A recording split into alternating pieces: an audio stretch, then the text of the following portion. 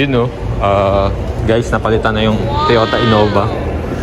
Yung red na lagi nandito, siguro nabili na. Napalitan na ng maroon. Shoutout, what's up? Napalitan na. Corolla GR, Light Ace Cargo, and then of course the Avanza. Guys, before, gusto ko din sana to. However, yun nga, manual tranny. Little less nung mga premium feels. So, buti na lang we waited, guys. Oh, naka-download pala to. Rim 16 kasi to. Ayun. So, ayun guys, later we're gonna have some juice and coffee. And let's go. Let's just wait for it. A few moments later. So, ayun guys, good morning. Here at Toyota Calamba. So, ayan, nabubukas lang. Pero grabe, super dami ng tao, guys. Full book today. Today is December 28. Grabe, full book sila sa service. And of course, marami naghahabol na gusto nyo pa PMS yung kanilang mga car, fully booked. And meron mga nag-walk-in, wala na, nag-cut off na nung 8.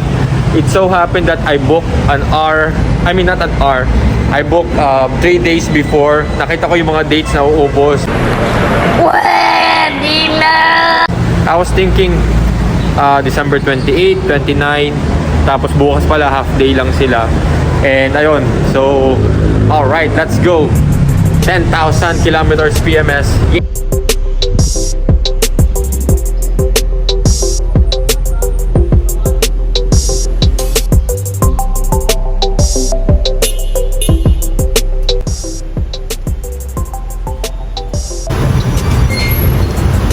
Alright, 10,000 PMS.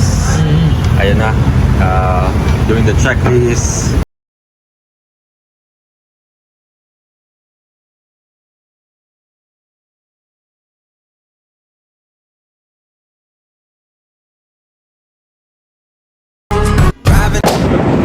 Okay, so yun. Hey guys, so it's waiting game.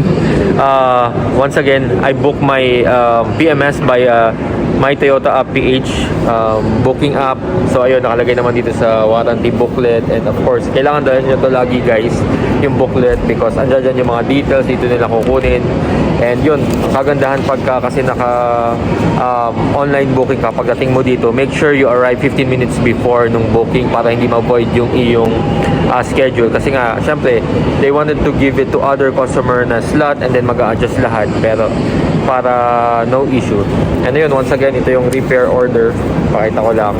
And of course, once again dito, ayan. So again, yung request natin is to evaluate yung cowl cover dun sa ating Velos na marami na rin nakapag-claim regarding that kasi may umaangat dun sa Velos Group Club. May nakapag-claim na rin, successfully nakapag-replace sila. And ayan, ito yung mga checklist that they're gonna do. Hindi ko na isa-isahin guys, but then the important thing is 10,000 kilometers dito. Of course, once again, regular yung change oil, regular lang, ipapalit din sa change oil. And of course, yung mga pe-perform top up all fluids, that means coolant, brake fluid, and then ano ba, clean air filter and AC filter, tire rotation if needed, adjust handbrake if needed, clean and adjust all brakes, and ayun, tapos ibibigay sa yung excess oil. Yung clean and adjust all brakes, ito mahalaga to. So kakalasin yung gulong, i-adjust yung mga brakes, and then lilinisin. So yun, once again, if yung whole nagagawin, kasi lahat yung mga pre-checks, and then yung mga check nila, tsaka yung mga pre-perform, if babayaran mo siya, it will cost you around 4,000. Pero once again, wala tayong babayaran because yung Velos, we got it as a package hanggang 20,000 kilometers check up, which means 5 visits dito kasi 1,000, 5,000, 10,000. So yung pang third ko na. And yun, wala tayong binabayaran.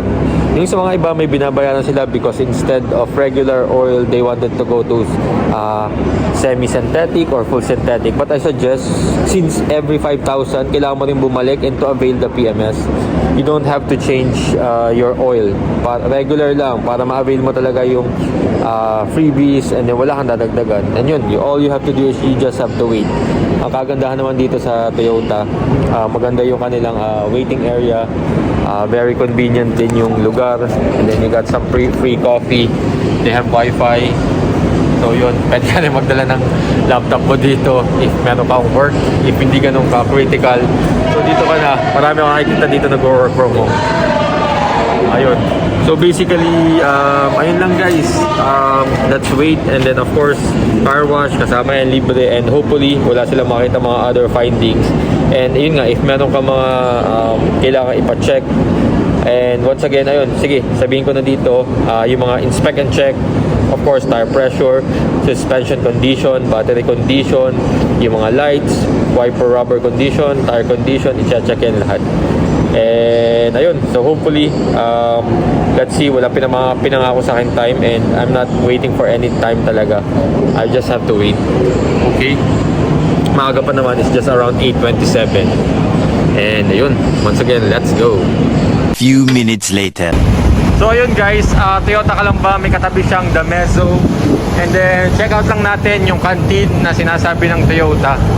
So let's see. Tingnan natin kung gaano kalupit. Kuya, good morning. Saan yung canteen ng Toyota? Second floor. Dito. Thank you. So ayun, tingnan natin guys.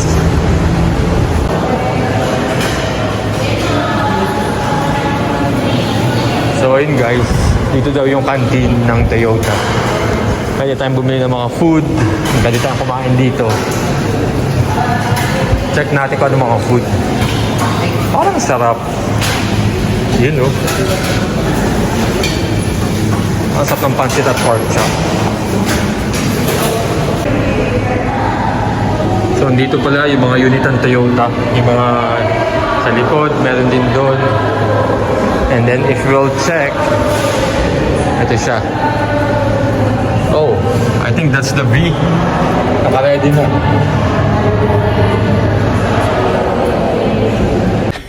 Yeah, boy. Okay, yun guys. So for release na, kinaka-rush na yung unit. Pero lahat ito, yung mga technical job na ginawa, replace engine oil, filter, inspected brake pads, disc, inspected differential oil, automatic transmission fluid, CVT naman yan. Yun. Pero ang kagandahan dito sa inspected, hindi lang siya in-inspect. Binuksan yan, tapos nandun lang sa kabilang papel yung reading, nilinis siya, in-adjust, pati yung handbrake. So since electronic handbrake, I'm not sure how they adjusted it, pero sila naman yung expert dyan, so let them be. And then ang mahalaga ito, so wala tayong babayaran, zero guys. So wala akong ibang change, anything. The engine oil, still regular oil, and then ayun, so far so good. And let's just wait na tawagin tayo dito sa service billing. So once again, Toyota Calamba is ang magbabayad sa kanya si Toyota Motor Philippines, di ba? So ayun, everything looks good. And then dun sa ito, add ko lang, so sa cowl top cover dun sa may wipe mali pa spelling, pero okay lang. So kailangan siya ng ma-evaluate, so kailangan nilang alisin, and then para if talagang subject for replacement, if talagang hindi maayos. And yun, sa previous video ko sa 5,000, pinakita ko rin siya, saka sa 1,000.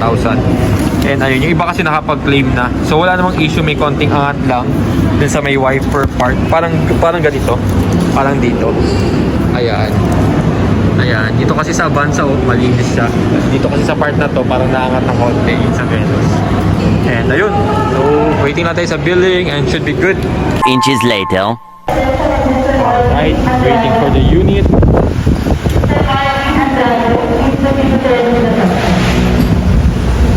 Hilux Conquest. And ayan, waiting tayo guys.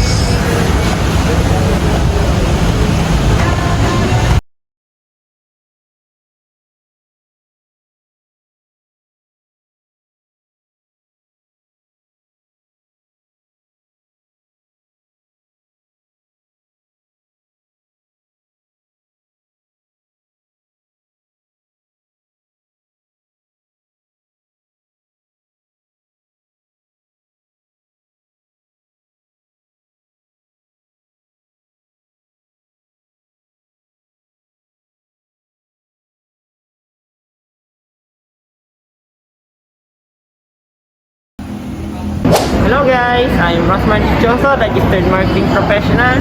Then, if you need Toyota unit, you can contact me at these details. And don't forget to like and share my Facebook page, Rosmar Dichoso Toyota Calamba. And don't forget to subscribe, Mr. Peng Vlog in YouTube. Thank you. Once again, thanks bro. Yun. Alright, once again, maraming salamat Toyota Calamba, Rosmar, and of course tapos sa ating service.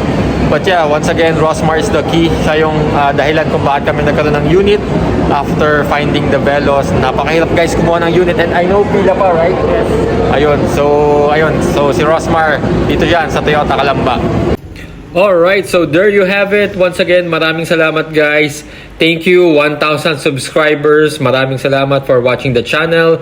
To more episode and to more subs. So watch out guys for more videos. Please like, comment, and share this video. Once again, paalam. God bless everyone. Stay safe.